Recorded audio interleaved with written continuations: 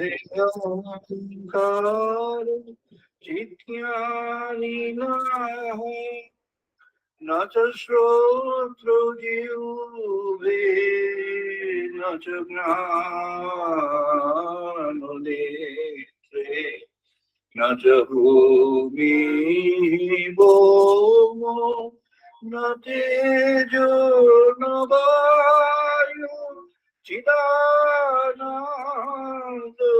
चिदानन्दरूप शिवोऽहं शिवोऽहं चिदानन्दरूप शिवोऽहं शिवोऽहं चिदानन्दरूपः शिवोऽहं शिवोऽहम् न च प्राणसङ्को न वै पञ्चवायु न वा सप्तधातु न वा पञ्चकोशा न वा पाणिपादौ न च वास्तवायु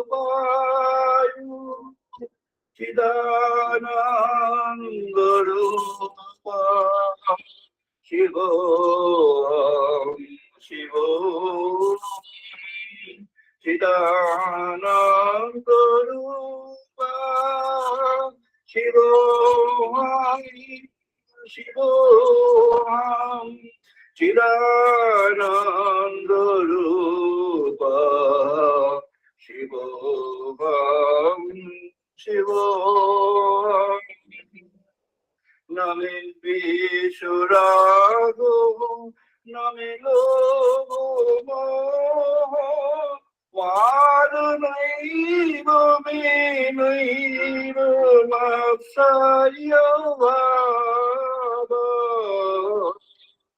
न धर्मो न च अर्थो न कामो न मोक्षो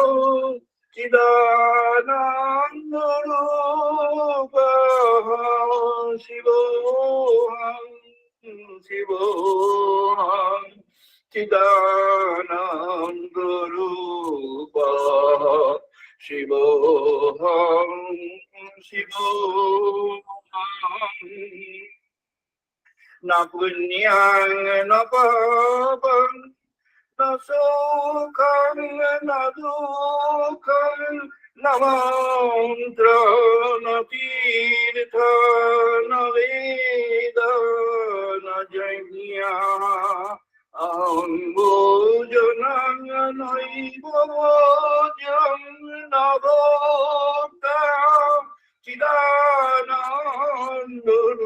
चिदानन्दरूपः शिवोऽहं शिवोऽहं चिदानन्दरूपः शिवोऽहं शिवोऽहं चिदानन्दरूपः शिवोऽहं शिवोऽहम् न मे तु न शङ्का न मे जातिभेद पिता नैव मे नैव माता न जन्म न बन्धु न मित्रं गुरु नैव शिष्यः चिदानन्दरूपः शिवोऽहं शिवोऽहं चिदानन्दरूपः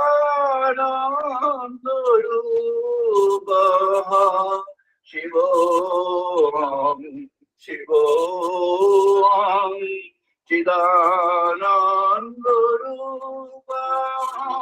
शिवोऽहं शिवोऽहम् अहं निर्विकारो निराकारो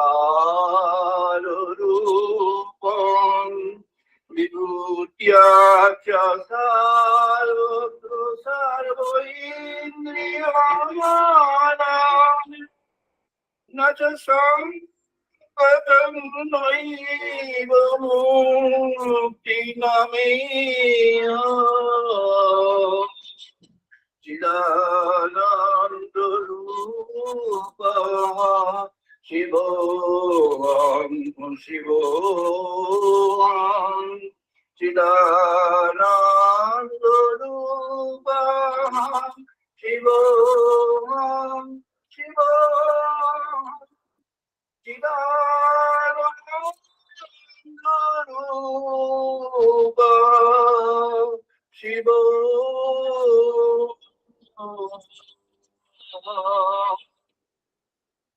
Shiva, Shiva,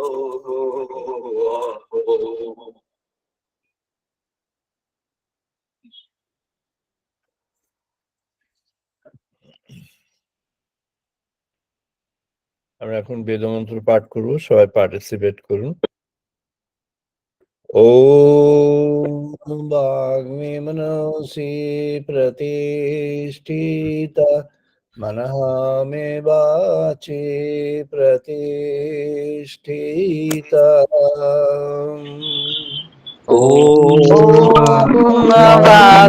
मनोसि प्रतिष्ठितं मनो मे प्रतिष्ठितं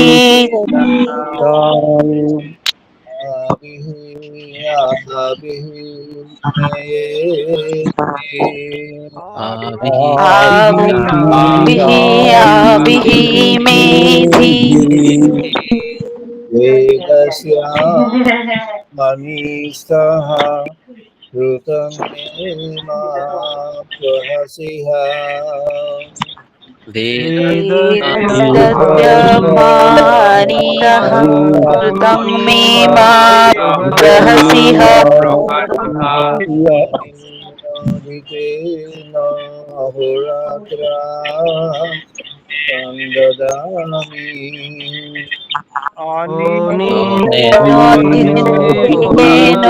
अहोरात्रं संदधामि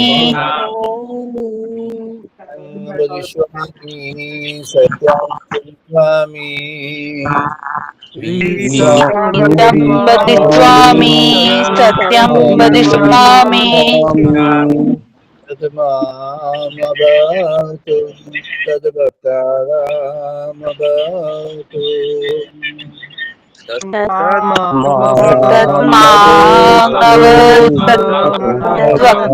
तद्वक्तारामवतु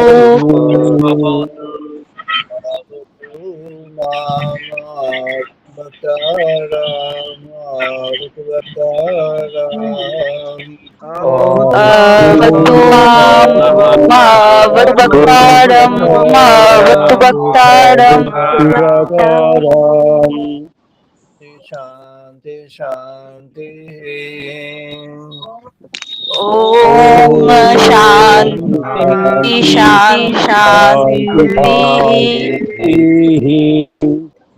आप्यायन्तु मम वाणी वाक्प्राणचक्षुः ओम आप्यायन्तु मम वाणी वाक्प्राणचक्षुः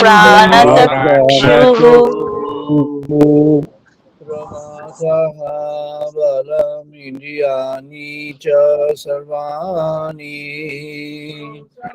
श्रोत्रमथः बलयानि च सर्वाणि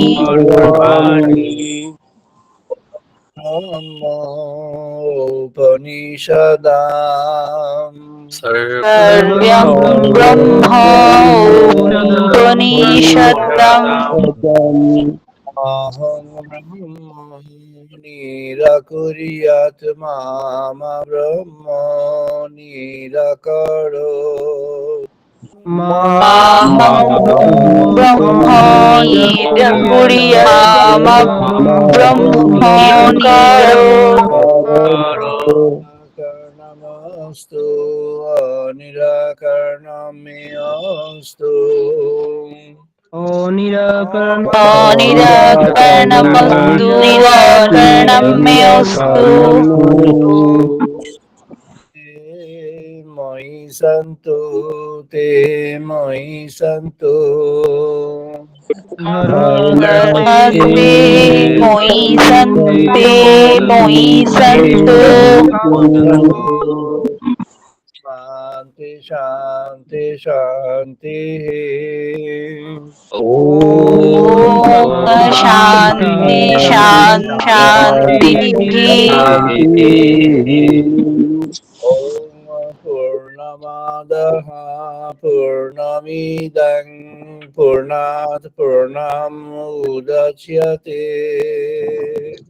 ॐ पूर्णमादाः पूर्णमिदं पूर्णात् पूर्णमुदच्यते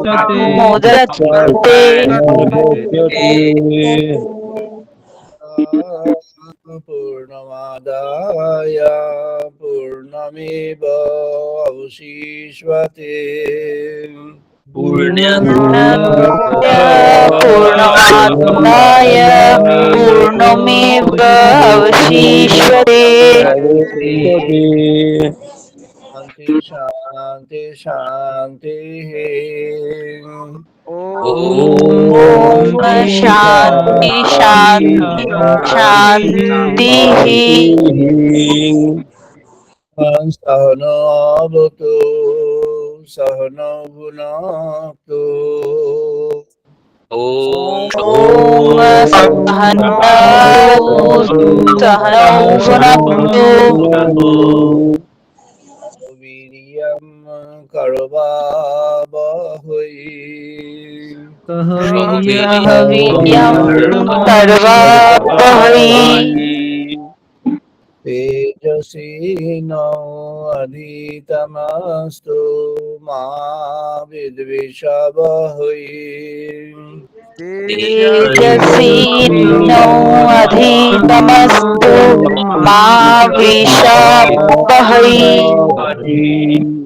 शान्ति शान्ति शान्तिः ॐ शान्ति शान्ति शान्तिः शाङ्गमित्रः शाङ्गरुणः शाङ्गो भवति अर्यमः ॐ शं नो मित्रः शं वरुणः शं न भवति अर्योमः इन्द्रः बृहस्पतिः शाङ्नो विष्णुरुक्रमः नो इन्द्रः बृहस्पतिः शं न विष्णुरुक्रमः नमः ब्रह्मणे नमः ते वायु ब्रह्मणे महतो वायु प्रत्यक्षं ब्रह्मसि त्वमेव प्रत्यक्षं ब्रह्मसि त्वमेव प्रत्यक्षं ब्रह्म वदिष्यामि त्वमेव प्रत्यक्षं ब्रह्म विस्वामि सत्यं वदिष्यामि सत्यं वदिष्यामि तं वदिष्यामि सत्यं वदिष्यामि मामवतु तद्भक्तानामवतु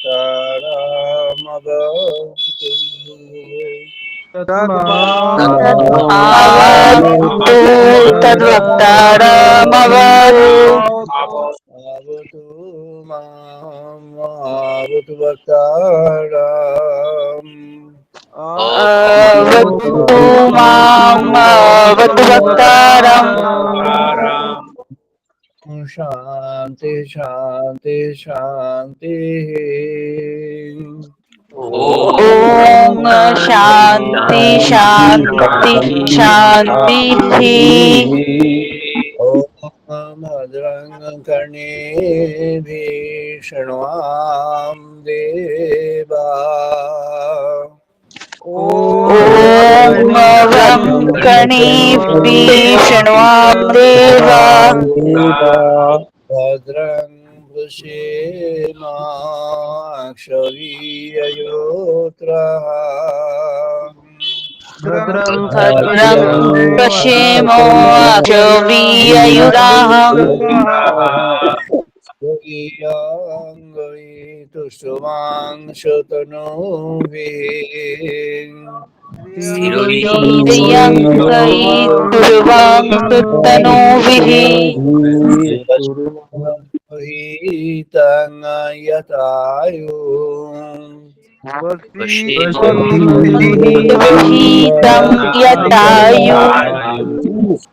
शांति शांति शांति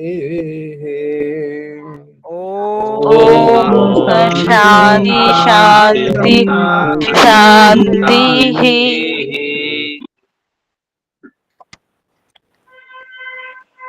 আমরা আমাদের আলোচনায় প্রবেশ করছি। We are now starting our discussion for the day. আজকে আলোচনার পর্ব ব্রহ্ম উপলব্ধি 932তম পর্ব। আজ 2024 সালের জুন মাসের 23 তারিখ রবিবার। This is the 221st Digital Sunday Talk in the series. Today I'm not in India. I'm actually connected from Chicago. It is a place in the central Chicago. It's in a hotel, Hilton.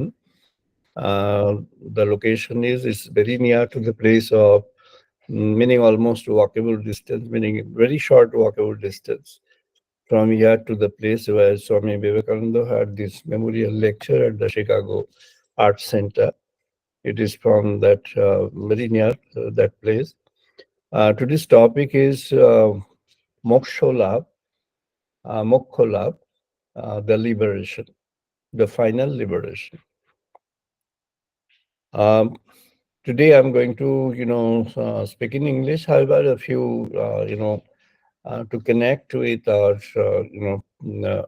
participants from Kolkata and around, we'll have some, discussion in between in Bengali also. The sage is mentioning, Yaha ima bishaha bhuvanani jughat rishihi hutaha nasidat pitaha naha. Sahashisha Dravidangima Ichamanaha Prathamo Utarvana Ya Vishesha. It's from the Rig Vedas. Rig Vedas is the first of the four in series, Rig, Sam, Yajuhu, and Atharva. There is a plan in the design of the Vedas by the sages. The plan is, the first you have to have a faith in the Supreme if you are oriented to that.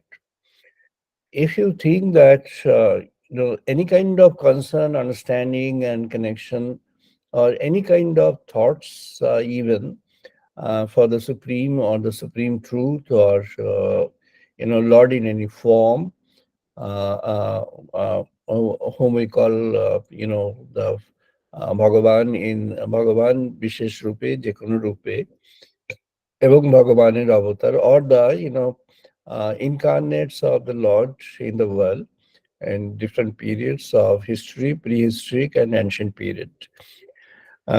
So the Supreme is there.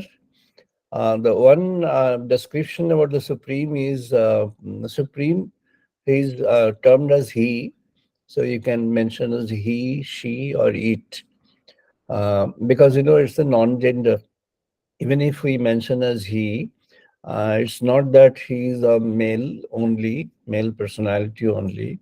He's an impersonal person, could take any form of any kind of identity, could be male, could be female, or could be any animals, plants, shrubs, herbs, microbes, or void. So he's an omnipotent, meaning he can take the form and shape of anything and in fact everything. He's an omnipresent, meaning he's present everywhere and anywhere. Wherever there is an iota of or an element of creation, he's present over there. Yeah, he's omniscient, and that means he's always, he can be retrieved, retrieving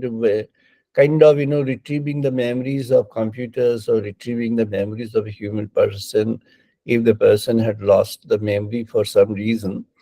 Then retrieving that is kind of that. And he's present, he is Shvashata Sanatana, meaning he's present throughout from the, point of, origin, meaning time zero, until today through the process of changes in time. He's Sthitaha Gatimayam.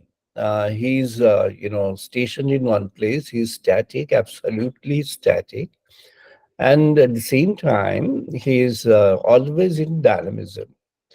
The sages had mentioned that ejatihi, that naha ejatihi, meaning he's moving and he's not moving, meaning he's either present, at a very absolute, rest, and also he's present in a dynamic form. The universe is constructed through a process called the will of God, and the process is the process of will of God. ভগবানের ইচ্ছা থেকে এই সৃষ্টি হয়েছে. It is his will which has actually taken a shape in the form of creation. And the scientific understanding of the creation is the creation had started from a very minute object. Through the Big Bang theory, it has been explained that is the extremely infinitely condensed matter, and that infinitely condensed matter had contained infinitely enormous, energy within that. And because of the content of so high energy in a very small place, a minuscule place, it could not contain that way, and therefore there was no reason for it to burst, but it had burst. So and the bursting had led to the formation of different bodies, different entities, different shapes, and that's how the cosmic system has come in. And the cosmic system has maintained its existence through a self-coordinated connections. The self-coordinated connection is actually all the objects in the cosmic system are really connected with each other, either through some kind of force or energy, through an exchange process, or through unilateral or unidirectional method. And there are some cases in the universe, in the supercosmos, where the connections are yet to be understood what kind of. So scientific understanding of the connections are yet to be explored. The scientists are into that, and they're trying to find out what is the real nature of that. So it is the kind of scientific understanding that there was an object, there is a matter, and that matter had burst into and many, and the bursting of many has led to this entire cosmos, this universe.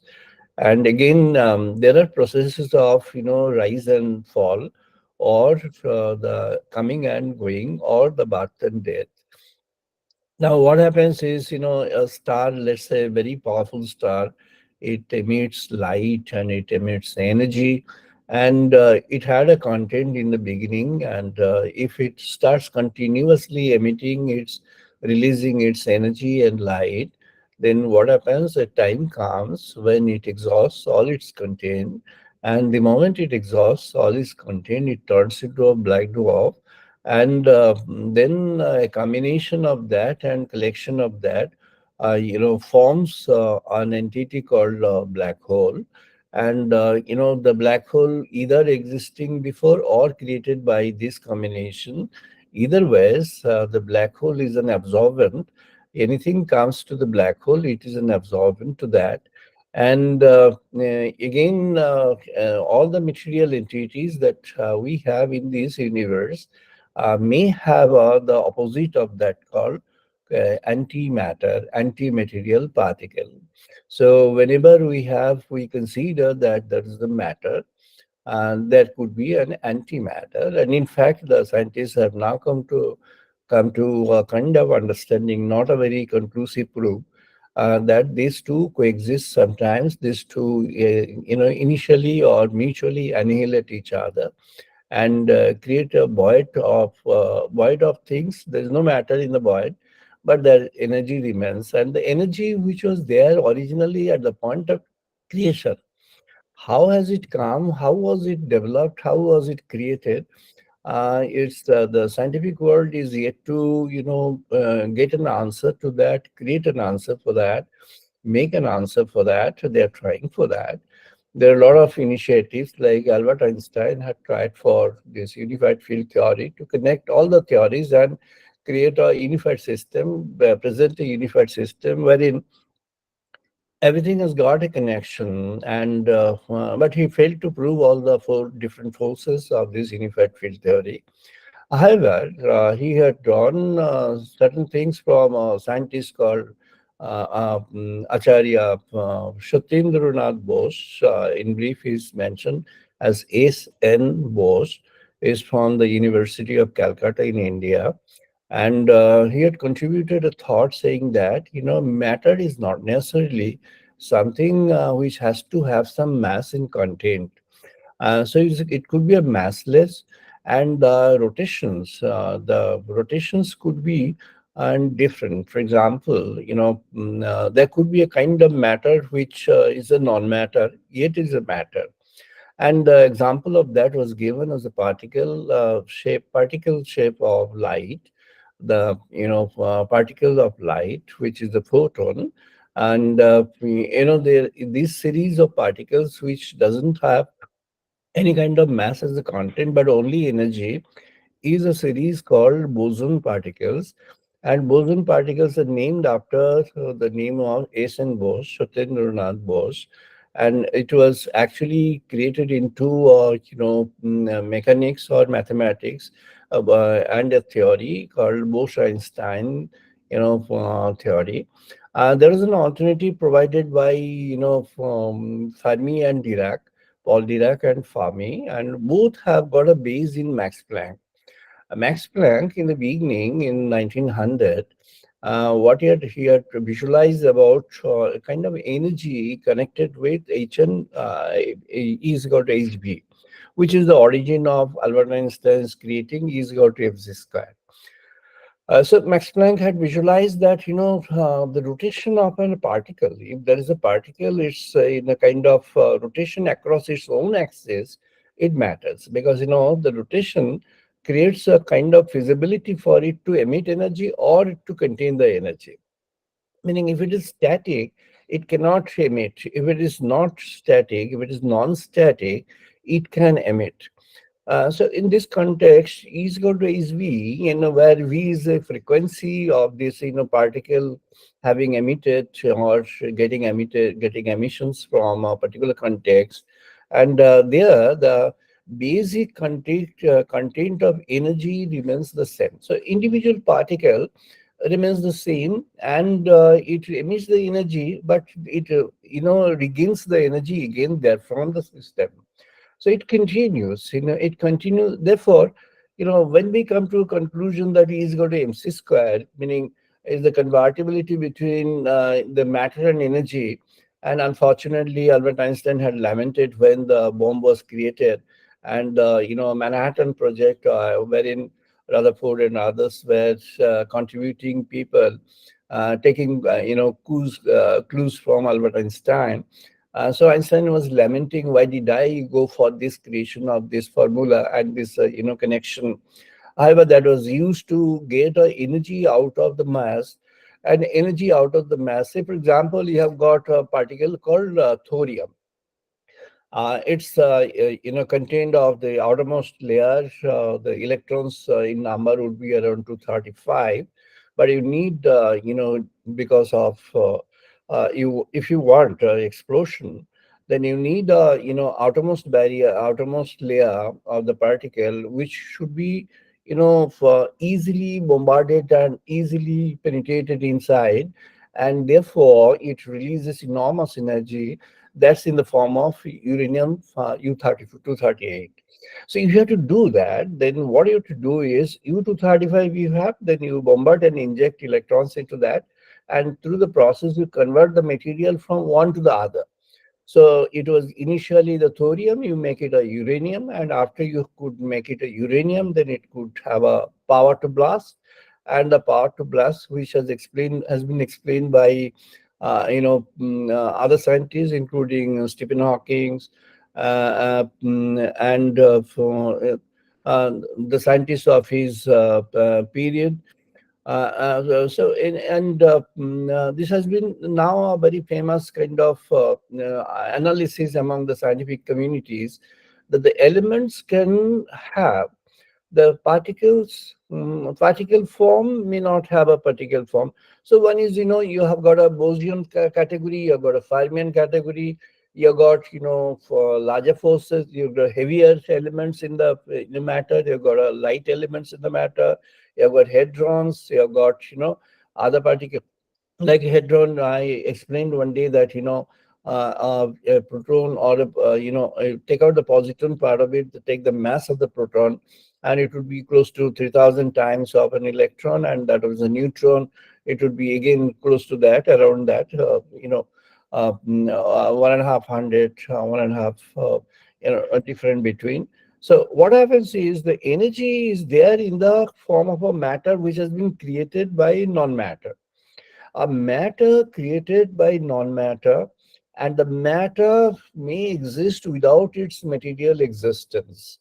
That is what was visualized by Satyendranath Bose in the beginning, in Kolkata, was taken up by Albert Einstein. The Bose-Einstein theory has depicted that it was actually dormant. It was not kept unfold. It was not taken as a kind of unfolding of the scientific thought. It was kept beneath the leads, and however, some criticisms were there in between by Stephen Hawking and others, and Paul Dirac's principles were taken forward. And when we understood that it is there, we find that this reversibility has got a meaning. The purpose behind mentioning this is not to explain scientific theory as such, but to respect the scientific theories which the scientists have uncovered so far. But again, at the same time, in the same breath, to mention that our sages were far more advanced in their thoughts and creations. The Rigvedic sages and the sages of the later on the Vedic period. For example, Rigvedic sages initially had thought about the positions of the world. What would be the world, and why is this creation? What is the purpose of this creation? If I am in life, then what is the purpose of this life? A life needs to be lived for a purpose. If the life does not have any purpose, then life loses the meaning of its own existence. And therefore, every existence needs to have a purpose. A tree which has been planted has a purpose. The tree grows into life. It grows into a fabulous, form. And in a fabulous form, it can give shelter to a lot of birds. It can offer a lot of things for human being to live, human, communities to live by providing them through a process of photosynthesis, oxygenation, and absorbing the dirty things of carbon dioxide which is emitted by human being and certain animals. And so it's having a purpose. It's doing a cosmic balance. It's an element in maintaining and creating the cosmic balance. The banyan has a purpose. The banyan is giving shelter to millions, to thousands, to hundreds of the lives. And the banyan is in a position to offer something which is vital and which is the maintaining of life of human being on earth. And therefore, the sages had mentioned that, oh, all these creations, these are elements which are drawn from the Supreme Lord. So I need to worship, I need to respect that. How do I? Ya Devaha Apsu ya agnihi, ya asya bhuvanasya, ya aushodhishu banaspatishu, tasmai devaya namo namaha. That's what the sages had mentioned. That means they've discovered the presence of the divinity, presence of the noble elements, presence of an element of the supreme truth in the plants, herbs, shrubs, trees, and the water, the air, the cosmic light. Everywhere the presence of God is there. God is there continuously offering the touch to them, and through them to make a point of understanding, through them to make a point of understanding for human being to see that this is a system which is a composite. This is a creation which has got a objective in the back. And if you the human person, if you wish to be in the same linear process or in the same linear connection to fulfill, to support, or to be a part of that objective, then you are doing a lot for this creation.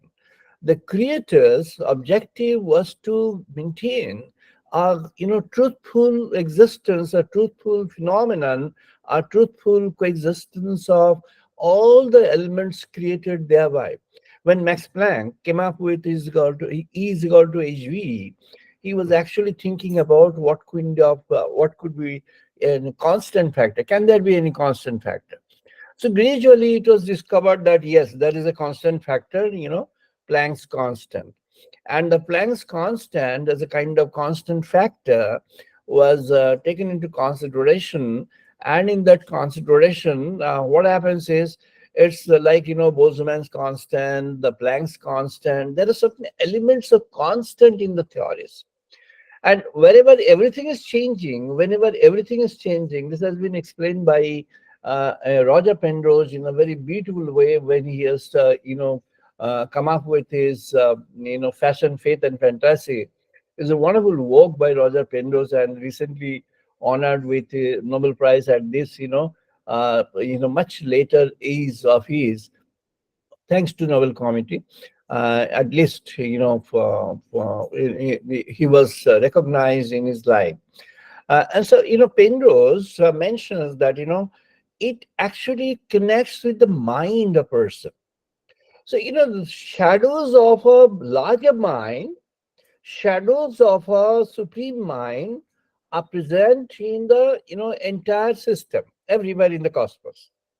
So whether it's an entropy which is at zero, or entropy which is at the maximum in one, meaning what, whether it is at raised, complete, statistic, complete static position, complete position of raised, or it's a full of dynamism, full of randomness. If it is there, then whenever it is in between, what happens? The energy gets redistributed between and among. That's what is the relation among the elements created. The Vedic sages that visualize that this elements, through the interdependence and interconnection, when we find this interdependence and interconnection should have a fundamental principle. And the sages said the fundamental principle is that, a blissful idea of blissful coexistence. And the sages first mention Madhu Vata Ritayate Madhu Saranti Sindavaha. It's the honey, it's the sweetness of your presence. And it should reveal as a honey, as a sweetness of your presence. You are a sweet entity. You are indeed a honey to be offered to the civilization, to be offered to the world. And if you are a honey yourself, offer your sweetness to others. Now, if you have to offer your sweetness to others, You have to consider yourself an entity which can create honey, which can distribute honey, which can give up honey, which can give away honey, which can, give unto others your honey. What is that?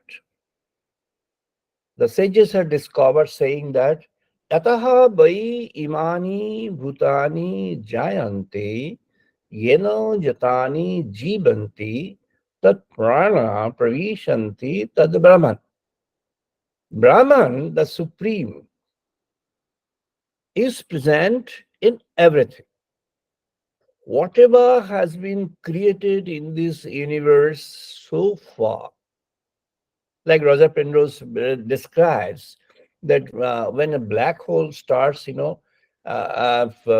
connecting with things, if assume a situation when a black hole becomes active, black hole is a hole, black hole is a hole which is considered as an absolute absorbent.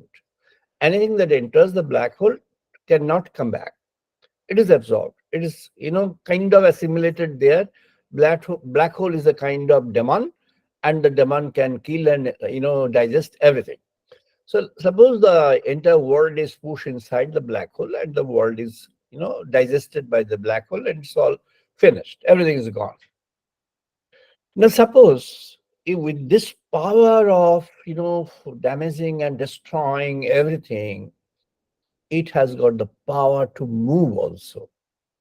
Assume that happens.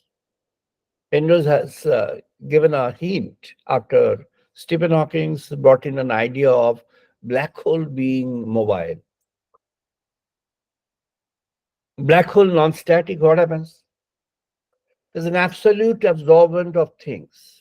If it becomes dynamic, and if it has its own trajectory, if it has its own rotation, let's say at a speed higher than the spin of your fundamental particles, then even the hadrons cannot remain. All the heavier elements are all absorbed by the black hole. No life remains. But again, the creation has been maintained and has been made in such a way that there are, elements which are created. There are elements which are offering beauties to the world. There are elements which are offering good things to the world, goodness to the world, spreading goodness in the mind and in the, consciousness of people, and the person is having a goodness in the objective, in the, in the focus, in the consideration of the person. The theory which says that the world is full of miseries, the theory which observes that the world is full of, destructive forces, the theory which says that it is all, negative. You have to do certain practice, your mind, you have to apply that, and you have to come out of that, of the negative, and try to become positive in life and create some light. Through that you become illumined, and that's what has been the consideration and concept of illumination. The illumination, as Lord Buddha had mentioned, it's in the backdrop of all these agonies, problems, destructive things, unholy things, black absorbance, everything. And in the backdrop of that, you are trying to have a positive inclination and you are trying to create an illumination. The sages have got a different view. The says no. It's not the negative. It's not the black. It's not the, black holes if you look at it from the point of view of the scientific explanation of the things which have been developed. It's about the other way around. Is the illumination, is the light, is the positive, is all positive everywhere. You consider that way, it becomes that. You have your mind gloomy, you find everything gloomy. You consider with a positive framework of mind, you find it's a paradise in the world system, in the art. The moment you have a gloom inside, your mind is blocked, your mind is constrained, you find the paradise is lost. That's what had happened with Milton. A vision was there, a full power of an energy of life was there. He had considered that everything is good, everything is so nice. The singing of the birds is so nice, the blossoming of the flower is so nice, the beauties are around, the things are all positive, it's so good, shining. The sun is giving the rays, it's all shining the light. All of a sudden, the misfortune created a different view in him. The vision getting gradually blurred. And the blame is on God. And the blaming is on the creation. And then he realizes, no, it's not the paradise. Yes, paradise was there. That's been lost. Paradise is gone. But he was lamenting at one point of time, saying that, oh, yes, I wanted to have the paradise in place, in life. Where is it gone? Can't we have that retrieve back? And with this, realization within, gradually and by the grace of God, when the vision gradually started coming back, slowly, to certain extent, it was a very small extent. But again, it goes back and it can see around, can look around, can find the beauty, can understand the beauty, can understand the goodness of this creation, can understand the positives of the creation and finds, oh yes, the paradise which was lost is now regained. That's what has been the consideration of William Shakespeare also. I'm going to, read a few lines from Shakespeare's, the first sonnet that he came up with. After having done the drama, in the drama, what he had depicted the negative emotions and, negative feelings of life, like arrogance, jealousy, greed in the ultimate sense, covetous condition, all filthy things were there. Killing and snatching power was a kind of, normal. Destroying the equation of normal human, understanding was a kind of normal in all the drama. But gradually, he was trying to understand the intrinsics of this creation. Intrinsics of the creation, when he started, observing, the first sonnet came in his mind with a positive thing. But again, we'll find that when time passes, the next sonnet, next to next, next to next, the ideas are changing. The view of life is changing. The color of your eyes through which you are looking at the world is changing. He first starts with, from fairest creatures we deserve increase, that thereby beauty's rose might never die. He finds that beauty's rose might never die. And we found that at a later point, when he comes to the passionate pilgrim at the later part of his, sonnets, he has developed a theme. Beauty is but a vain and a doubtful good, a shining gloss that fades suddenly, a flower that dies when first it gains to bud, a brittle glass that's broken presently. So now the focus is on the other end of the existence, as if things are broken, as if things are lost, as if things which were there in my hold are gone. But again, comes to an understanding. Oh, how I faint when I of you do right, when I of you Do right. Knowing a better spirit doth use your name. And in the praise there are spins all these might.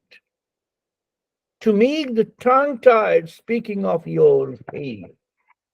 Now he comes to an understanding, oh yes, there should have been some beauty. There should have been some positives inside. So let me retrieve that positives. And whenever it comes in the understanding he finds, they say, yes, beauty is not lost. The first glass could have been broken, but now he finds the glasses are there. It's actually there to offer things to make use of. It's actually there to make you understand that things are there to offer something for others. That's what the sages had visualized in India. This life is full of honey, pleasant things, positive things, but you have a task. What is your task? If you have understood that, follow that in your life. Madhuk Saranti Sin Navaha. If you have understood that this flow of this goodness is there from the Supreme to everyone, including yours, then you are destined to do something. Madhvi naha santaha urshavihi bhusvaha. Meaning, you dedicate. You dedicate that unto the world. Realize the goodness, understand the goodness, retrieve the goodness, develop that within yourself. And the moment you are in a position to develop that within yourself, you've got a task to convey that, to spread the message across, saying that, oh, yes, don't think that your life is spoiled. Your life is never spoiled. You might have pushed through certain agonies. Don't think this is permanent. You might have faced certain hurdles in your life. Never think that this is the last word, this is the last incident in life. You try to retrieve. You try to get back to your original heavenly contained within.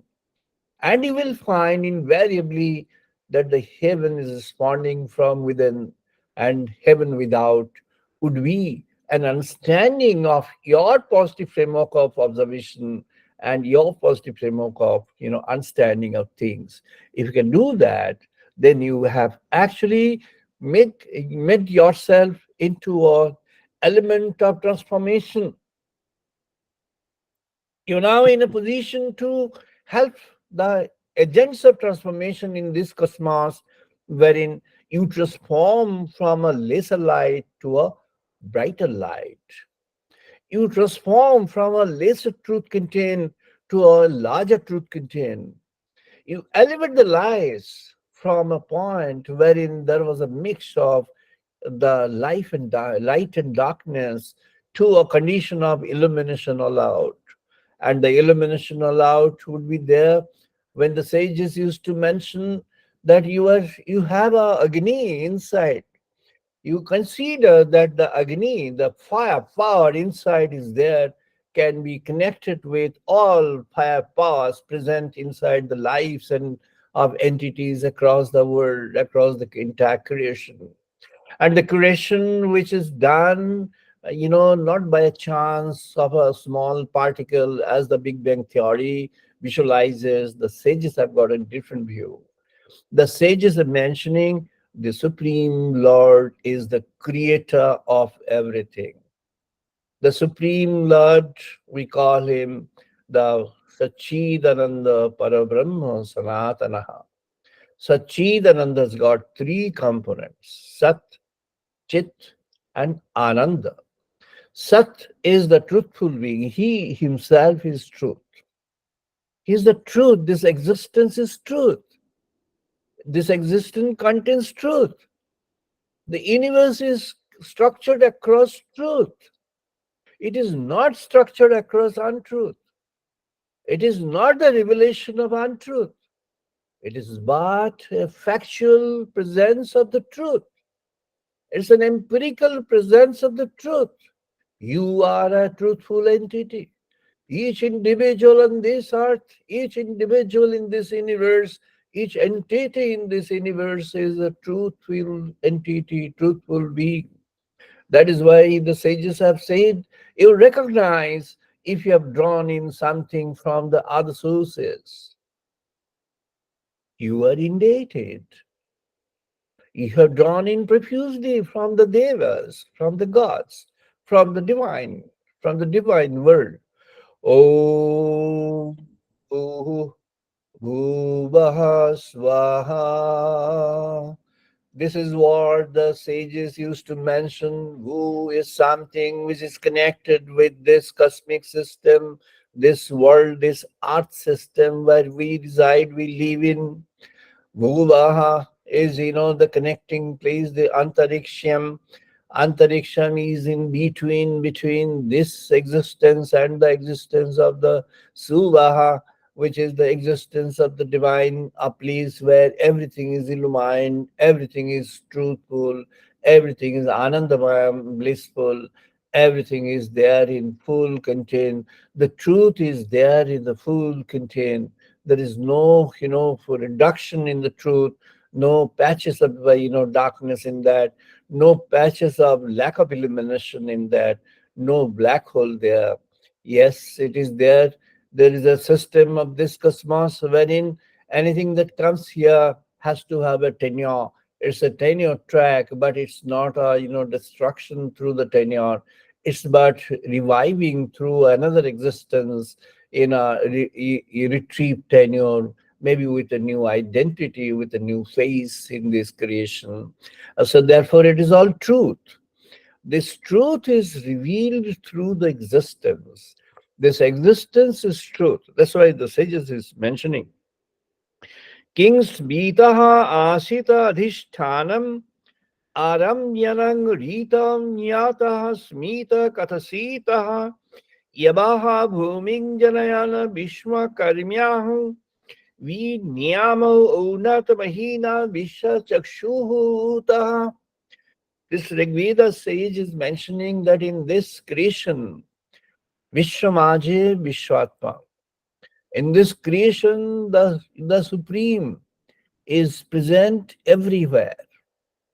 The Supreme has created this in such a way that each entity has got its own power to exist and its own power to spread out.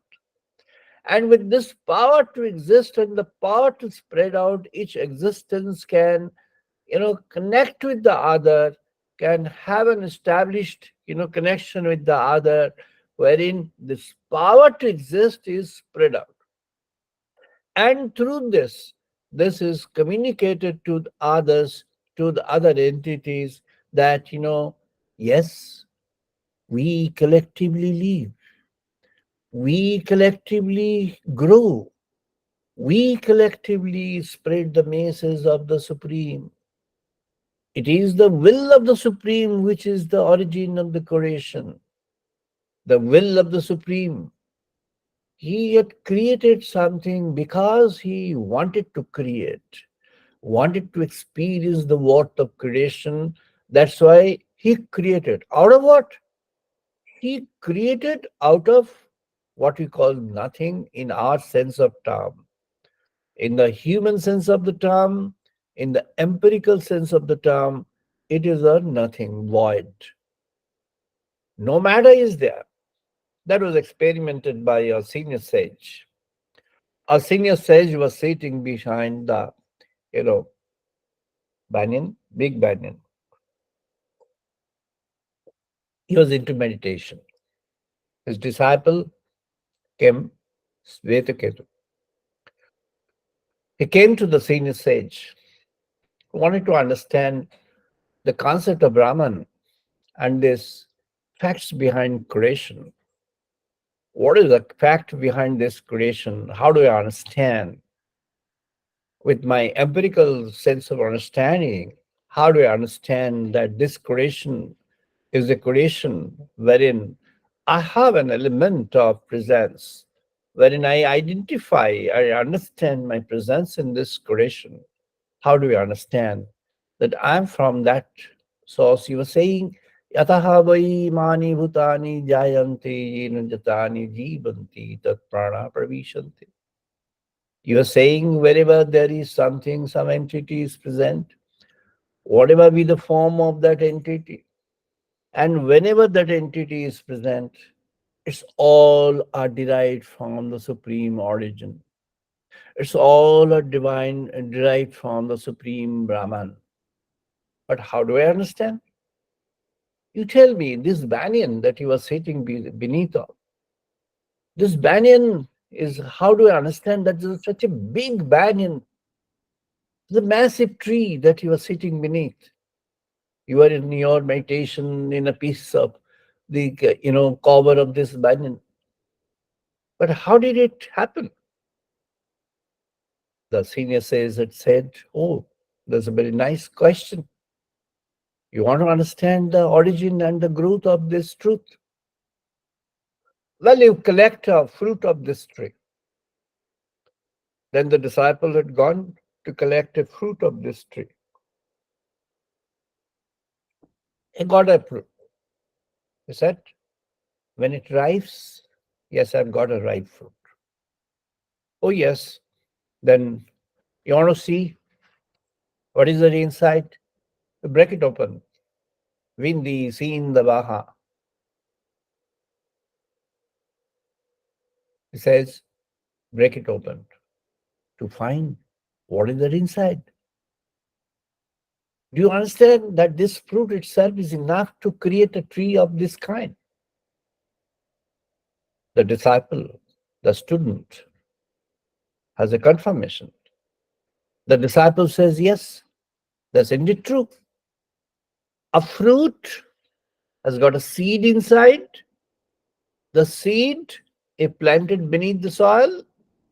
The soil nurtures it with its own elements, water, air, light comes in afterwards.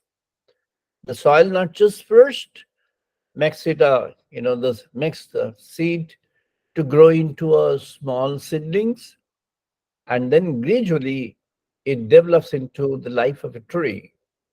And this life of a tree which you find here is again through the same process which has come into being. And therefore, yes, I understand that this seed within this fruit is the seed which can make this, kind of tree come into being and happen in life. Such a magnanimous or tree can become like that. And this happens because there is a cause and effect relation. The seed had that power, the potent, to grow into that banyan. Then the senior says, okay, then let's see what is there inside the seed. Then the seed taken from within this, fruit, the disciple said, okay, Vindi seen davaha itihi. Meaning I'm breaking it open. He broke it open. And he found to what is there inside the single seed. He found the single seed, I have broken it. And I find that inside a small granule kind of thing could be there, but it's not visible. I don't find anything actually. So then senior says, oh, that means you find a void inside. It's confirmed by the disciple. Yes, I find a void inside actually. Oh, you find a void inside. Then what do you understand? What is the causative factor behind the seed to grow into life and into existence? Is it the outer cover of the seed? Is it the inner surface of the seed? Or the inner material which is contained by the inner surface of the seed and that's protected by the outer cover of the seed and made into a fruit? The disciple understands the point and he says, No, no. Ultimately, it is the inner material which makes into the next growth. So you have understood that this big banyan has got, it gives rise to fruits, and this has got a seed inside, and you take one seed from inside, you break it open, and each element of the seed is powerful enough to get, give rise to a tree of that kind, given the other, supports provided by the soil, by air, by water, by light, all these supports combined, then it grows into a life. But what is the origin? Svetaketu finds the origin is actually nothing. It's a void that the senior sage makes it a point. That, oh yes, you now understand that the void is a causative factor behind this life. And the void is a combination of something which has got the power to grow.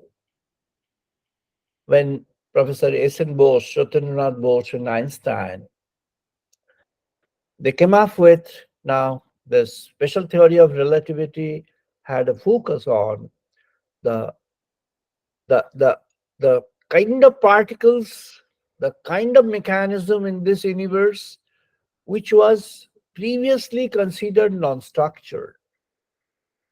Now, a particle which is having a zero mass or is a no mass particle, how does it move?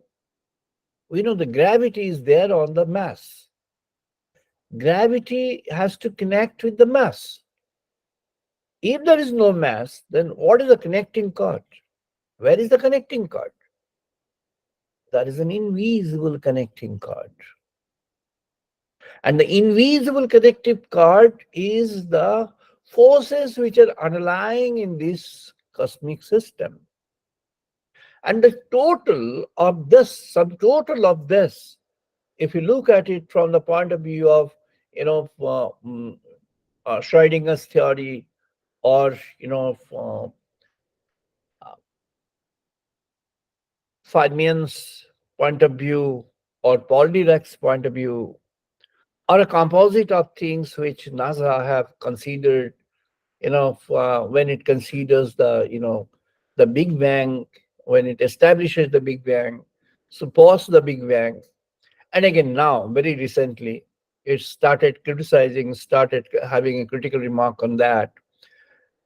Even then, there you'll find that even though we consider the origin of mass, a particle, a composition of extremely condensed in a mass form, the connection of prior to that, where it is actually arising from, how was that developed, who created that, where was it created, what was the base of that, where was it planted, what was the basis of its being there, was it flying somewhere, if it is flying, then where is the air from, if it were in the void, then why didn't you fall and break just that and smash just that, how could it explode into so many objects, and of course maintaining that energy, and how could that enormous energy could come in a very small form. The sages have a understanding that the entire creation is through a wish of God, and this same wish is present in you, in me, and everywhere, in every person. How? It is in the form of a small object, again massless, no entity. As a non-entity presence within the individuals in the form given a name called Atman. And the sage connects it. Consider that this is a human body is like a chariot. And the chariot is dynamism, is living through a dynamism. And the dynamism has got a, primordial energy and force connected with. And that primordial energy and force is contained within. And it says, Adamana Rachinam Vidhi, Sharidam Ratham Evatuhu, Buddhi tu Sarathi Vidhi, Manaha Pragraham Evachaha. So there is a thing called mind.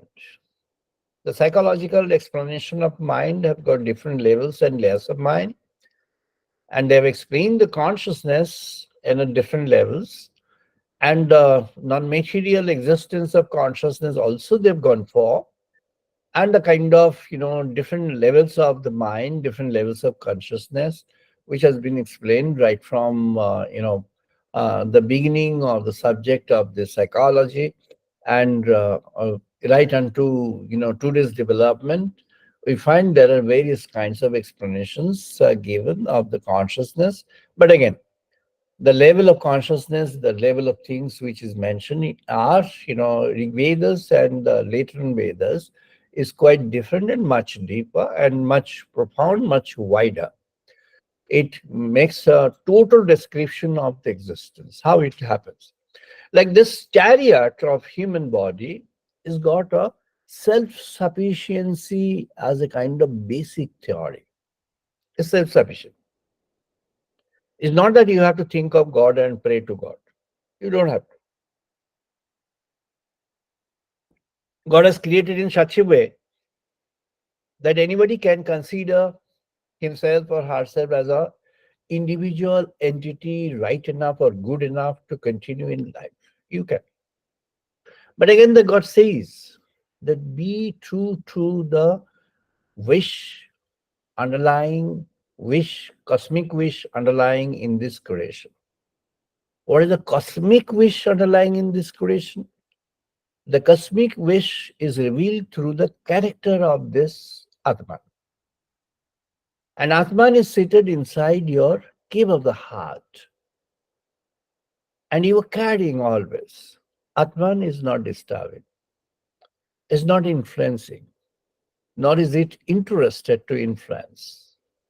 But it connects, it influences, it helps, it governs, it guides. Whenever you are in a position or you think that it's pertinent in your life to get connected to the Supreme and the Supreme Being, then you find that Atman inside is rejuvenated, is now, having an arousal. Otherwise, the Atman was kind of observant to what's happening in your life. Your thoughts, your actions, your deeds, your transactions in the world, everything was being observed. And that's stored in the form of an essence of your thoughts and works, in the form of an essence of your karma. Karma is your action, set of actions, and it includes the theories behind the set of actions. So in the karma, when you initiate something good, oh yes, you can expect good in return. But when? One doesn't know. The occasion comes when you get a return. But if you're crazy for the return, if you're all the time craving, if you're greedy of the return, possibly you will never get the return. If you are indifferent to that, and if you consider that sticking to goodness, having a Holy Spirit within, being a noble in your ideas, intent within, you're actually serving the supreme truth. You're actually serving the entire cosmos. You don't have to be an environmentalist if you're a true human being, because it's inbuilt in that. An environmentalist can do what maximum? Can help in the replenishment of what is lost in the environment. But prior to that, the person could have become a killer of that environment in some way. If you have the orientation of the divinity within, you are an inbuilt environmentalist, because You've got a sense of worship for whatever is there endowed with by God. You think that you need to maintain that. You think that you have to worship that, meaning you have to give the best out of it to the entire, elements of the nature, the trees, the greens, the herbs, and you cannot spoil, you cannot destroy, you cannot kill any element of that. You have to be honest to that. You have to be true to the spirit of the divine. That's what was the beginning of civilization in India during the Vedic period. The sages had said that mind it. When you came in this world, when you were, given a birth to this earth, you had a plenty of light here. And also, whenever the cause arises, the water, you got a plenty of resources available. You got, the world to support you. In fact, indeed, you have received support from various corners, elements in this world. These are all arranged by the devas, by the gods, by the supreme, by the divine. So you are a recipient. You have drawn in. In a banking system, if you draw in money, what do you have to do? You become indebted. So you have to retrieve that, you have to repay that. You have to repay. So you are repaying by replenishing or helping in the process of replenishment. However, if you have got a fundamental view that you can't destroy that, you become an automatic generative personality to support the entire creation. So you are an environmentalist, you are a humanist, you are a noble element on earth, you are a positive personality on earth, you are a giver in the earth system, you are a person who maintains the truthful system, you are a person who highlights the positive. You do never think that the heaven is lost, paradise is lost. You think that yes, paradise is there, paradise may have some difficulty now, but I shall overcome these difficulties which is there in the paradise by the virtue of the cultivation of my goodness within and spreading this goodness across. That's what the sages had said, that madhu vata ritayate madhu saranti sindavaha. And the sages had mentioned that this Madhumana naha banaspatihi madhumana asti surayaha madhvi gabaha bhavanti naha, and madhu dovastuhu napitaha. And they mention yadagne samyahang twang vadhyaha swahaham srishte satyaha ya aseshaha.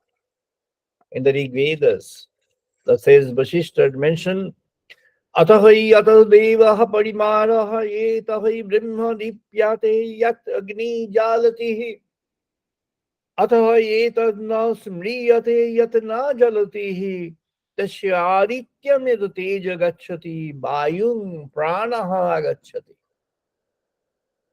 Wherever there is a light, God has planted in that. Wherever there is a life, God has planted in that the fire of growth, the power to grow from within.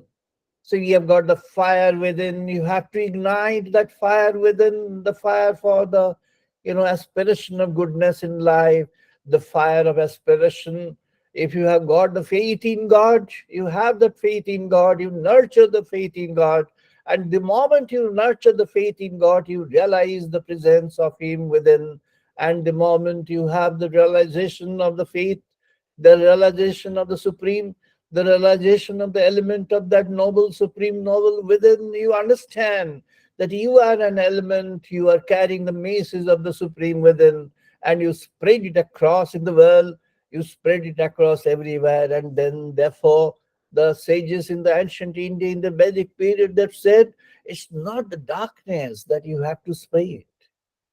No, it's not the illness, it's not the difficulties, it's not the the agonies of life, it's not the negatives of life, it's but the positives, it's but the illumination, it's but the light.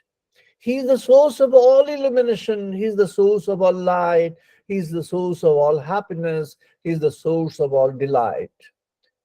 The moment you are one with him, the moment you have a connection with him, and you find that you draw immensely profusely from him, the worth of his presence, the worth of his wishes for this creation is now transmitted to you and through you to the world. And that's what the sages are mentioning. तत् यथा शूर सुरधान अवहितं सद्विश्यं व्यरः भविष्यं वरः कुलायो एवमेषु प्रज्ञात्मा idang sharira. That Atman is there in this body, your existence. You are carrying that. You are a signet of that Atman. You have that position of Atman. That Atman is having a residence within you. And offer that Atman the good residence. Offer that Atman a good place to stay. Vangme manosi pratishtitaha manaho me vachi pratishtitan abhihi me edhi. The sage is mentioning, O the Supreme Lord, you are the Supreme Truth. You are the truth, bliss, and you are the consciousness, Supreme Consciousness. I wish to have you in my life. You come on and join me in my life. You be there in my life. Have your blossoming. Don't remain only in the form of a bird or in a minuscule entity. You have a blossoming within. Make this life as a blossomed flower into 1,000 petals. This life has got the power, the potential to become a blossomed flower. Yes, William Shakespeare initially had a broad understanding that yes, all these evils are there, but again, some kind of goodness should be there. Some kind of beauty is there. The flower is there which is giving. The flower is there which is spreading its beauty and goodness. But again, all of a sudden, he was struck by the evils of the world, and then he came to understanding. No, the beauty is died. Beauty is dead now. The flower is, plucked out. The glass is broken. The life is now lost. The life loses everything. Again, he comes to the understanding. No, I understand that I'm a part of you. Oh, the Lord, I'm a part of you. It is you who is in me. It is you who is through me, explaining, spreading, maintaining the existence in this world. It is you who are present here. This is what is the fundamental view the Vedic sages had put across. Never spread the illness. Never spread the ideas of darkness. Never spread the ideas of agonies. You might have that. You will overcome that. The agonies you cannot overcome by having a cultivation of the agonies. The agonies and sufferings you can overcome by cultivation of the positives and the illuminations in life. The agonies and sufferings the sage is mentioning. Atman anuprabishtaha ya lomabhya ya nakivyaha. Esha pringyang atma idang sharirang tam etamete atmanam anuho basanti. The Rigvedic sage Vasishtas mentioned that Atman is there not only within your cave of the heart, but it's anuprabishta ya lamibhyaha ya nakivhyaha. All the elemental existence of yours, the Atman is present throughout. Meaning what? You are an entity of this world. You are an entity of the Lord. You are an embodiment of the supreme power. The moment you understand that, you have that moksha, you have got the liberation. The moment one understands that I am the embodiment of the Supreme, the moment one understands that I am carrying the masses of the Supreme, the moment one understands that I am here in this universe, in this cosmic system on this surface of this earth, I am here to offer the and spread the masses of the Supreme because I am representing the Supreme. I am a part of the Supreme. I am an entity of the Supreme. The Supreme Himself is residing within me, not only in my cave of the heart, but also He's spread everywhere in all elements, in all cells of my existence. And let that come out. Let that be the philosophy, objective, and positioning of life. The moment we realize that, the moment one realizes that, the person reaches the moksha. The person is free from the clutches of Shadoripu, all six vices, all six negatives, and all different kinds of negatives. The person is now fully into illumination in the realm of the light, realm of the supreme light. O the Lord, I pray unto you to spread this goodness and spread this holy illumination to those who are aspirants of that.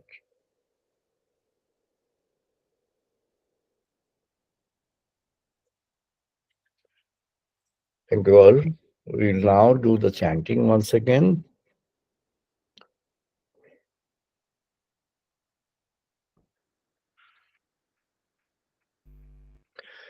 আমরা এখন বেদমন্ত্র পাঠ করব সকলে।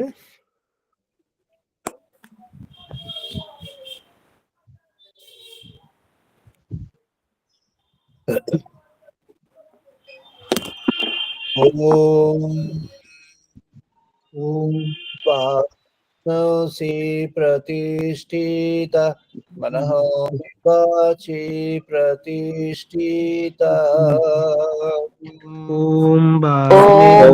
वामे मनोऽसि मनोऽसि प्रतिष्ठितं मे मनोवाचि प्रतीतम् आविः आविः मेधि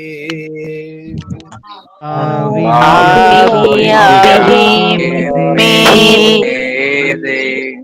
वेदस्यामानि स्तः श्रुतं मे मा प्रहसिह वेदस्य वेदमानि स्तः श्रुतं मे मा प्रहसिह अनेनोदितेन अहोरात्रान् संदधामि तेन अहोरात्रं संदधामि सत्यं वदिष्यामि सत्यं वदिष्यामि रीतं वदिष्यामि सत्यं वदिष्यामि तद्मामवतु तद्भक्तारमवतु तस्मात् तत्तारामवतु अवतु माम् अवतु भक्ताराम् अवतु भक्ताराम् अवतु मामवतु भक्तारम् अवतु भक्तारम् ओम शांति शांति शांति ॐ शान्ति शान्ति शान्तिः आपयन्तु मम अङ्गानि वाक्प्राणः चक्षुः ॐ अभयन्तु मम अङ्गानि वाक् प्राणचक्षुः श्रोत्रमथो मथः बलम् इन्द्रियाणि च सर्वाणि श्रोत्रमः बलम् इन्द्रियाणि च सर्वाणि सर्वं ब्रह्मोपनिषदाम्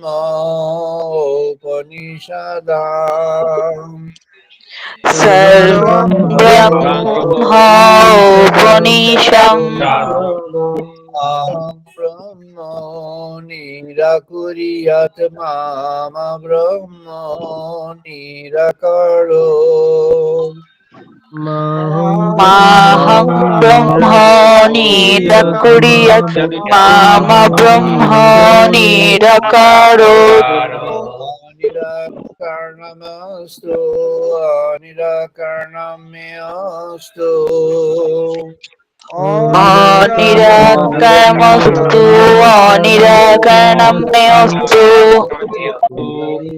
ते मोहि सन्तु ते मोहि सन्तु धर्मस्ते मोयि सन्ति मोयि सन्तु ॐ शान्ति शान्ति शान्तिः ॐ शान्ति शान्ति शान्तिः ॐ पूर्णमादः पूर्णमिदं पूर्णात् पूर्णमुदच्यते ॐ पूर्णमः पूर्णमिदं पूर्णात् पूर्णमुदच्यते पूर्णमादाय पूर्णमेवावशिष्यते पूर्णस्य पूर्णमादाय पूर्णमेव अवशिष्यते शान्ति शान्ति शान्ति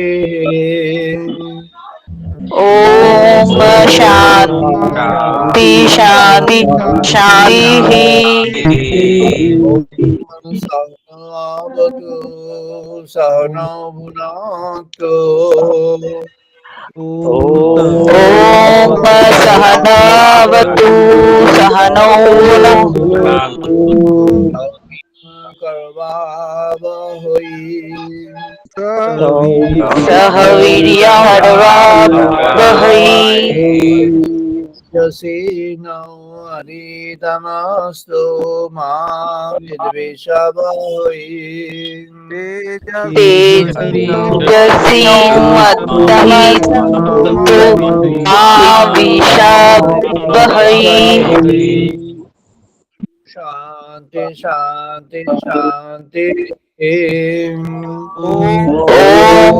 शान्ति शान्ति शान्तिः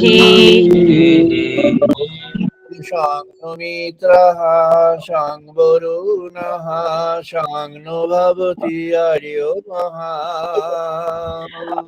ॐ शं मित्रः शङ्करुणः शङ्नवति अड्युमः इन्द्रः बृहस्पतिः शाङ्नो विष्णुरुक्रमः शङ्न इन्द्रः बृहस्पतिः शङ्नविष्णुरुक्रमः ब्रह्मणे नमः ते वायु नमो ब्रह्मणे महदेवायु प्रत्यक्षं ब्रह्मसि त्वमेव प्रत्यक्षं ब्रह्मसि प्रत्यक्षं ब्रह्म वदिष्यामि त्वमेव प्रत्यक्षं ब्रह्म वदिष्यामि स्वामी सत्यं वदिष्यामि सत्यं वदिष्यामि सत्यं वदिष्यामि आमवतु तद्वक्तारमवतु तद्मामवतु वक्तारमवतु मामवतु वक्ताराम् अवतु अवतु मावतु वक्तारम् शांति शांति शांति। ॐ शान्ति शान्ति शान्तिः भद्रं कर्णेभिः शृण्वाम देवा ॐ भद्रं कर्णेभिः शृण्वाम देवा भद्रं पश्येमाक्षभिर्ययुत्रहम्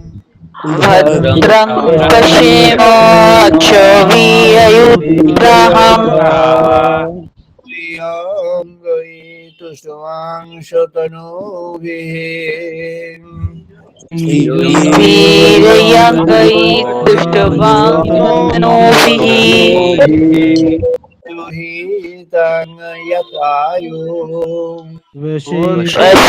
वशेर्विहितं यत्तायु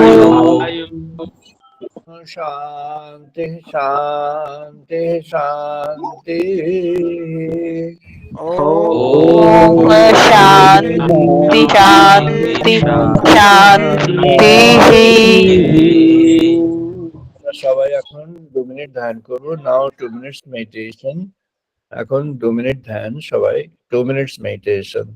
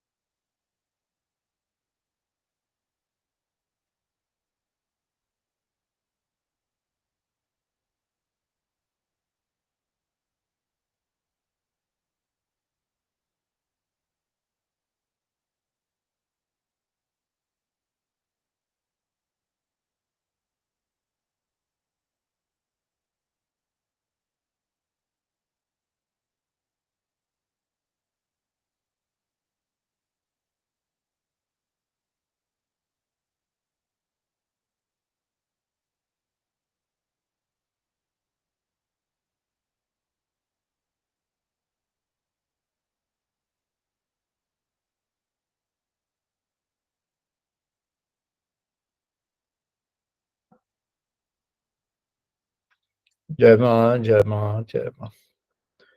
We're now closing here। আজকের মতো আমরা এখানে শেষ করছি। আমরা আবার মিলিত হব ইন্ডিয়ান স্ট্যান্ডার্ড টাইম 5:30। সবাই ভালো থাকুন। Wish all all the best. ভালো থাকুন।